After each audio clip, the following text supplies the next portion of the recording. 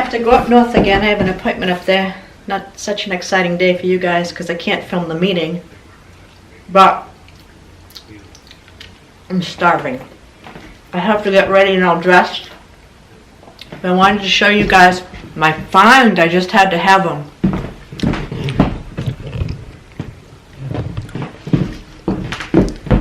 My Harley Davidson boots.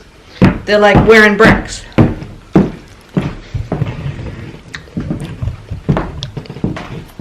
But anything with a logo on it, I love. And I found them in a secondhand store.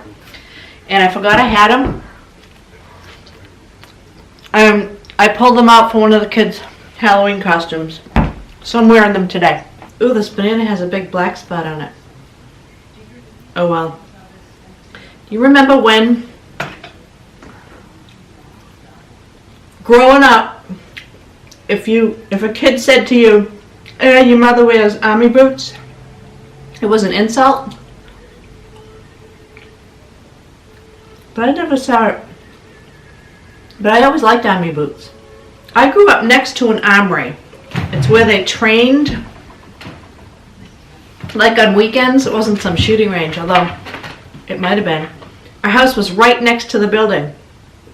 And there was a chain link fence in between the armory and my house. And we always used to go over to the chain link fence and talk to the army guys. That is so politically incorrect now. But we were fine. We would give the guys, you know, sodas and stuff. They didn't give us anything. And I know that the parents were looking out the window. Hopefully. Hey, I survived it. But I've always liked boots. And maybe it's because I'm in New England and there is a boot season. I'd like to just be in a flip-flop season. That'd be kind of boring. Although in the middle of a blizzard, yeah, that sounds nice, actually. I post yesterday because it was one of my daughter's birthdays, and we were doing things. And you know, the purpose of these videos isn't to give you every single detail, the intricacies of my life. So I didn't film yesterday. It did make me think, though, yesterday that she's 26 years old. 26 years ago, I was in the hospital next to the window, which was open, and it was 81 degrees out. Beautiful day.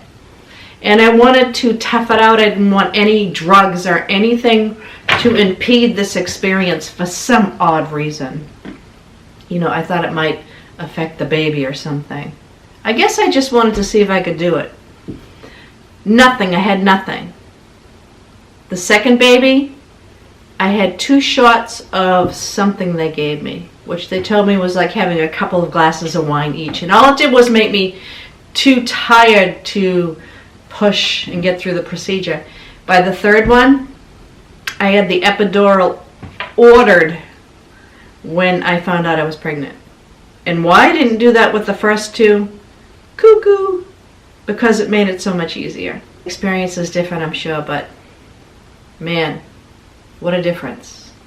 I'm gonna get going. I'm gonna get dressed and all that good stuff. No, I'm not wearing my boots to the appointment. I'm gonna change these boots for this appointment because they're not that comfortable driving.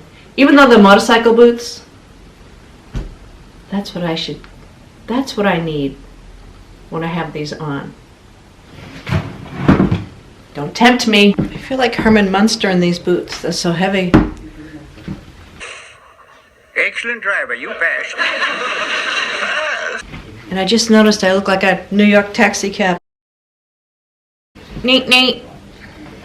One more load of laundry. You know, this ride is going to remind me because there is a toll booth on the way up. And Massachusetts has gone all electronic. The physical toll booths are going to be torn down.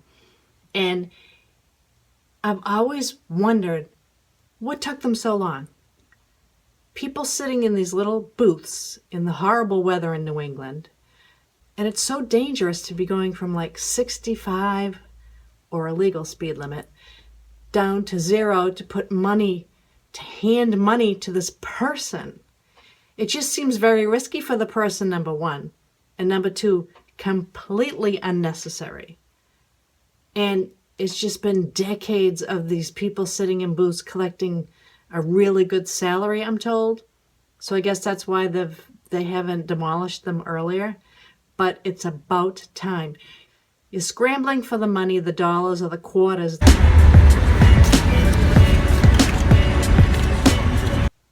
It's dangerous, you know, and then you look in your rearview mirror and you see these trucks barreling down, coming right at you. Come on. An hour later.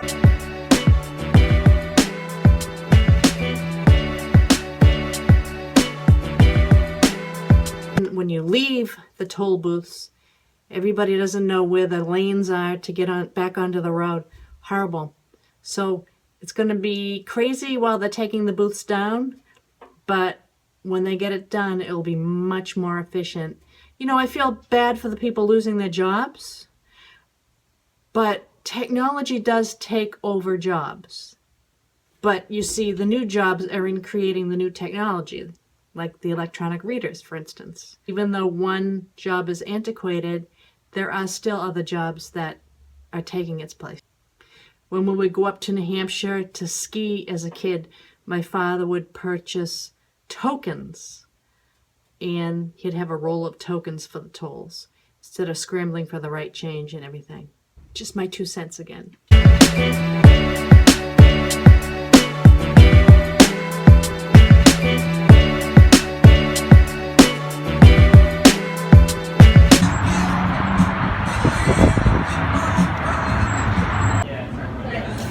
Here's a snack for you.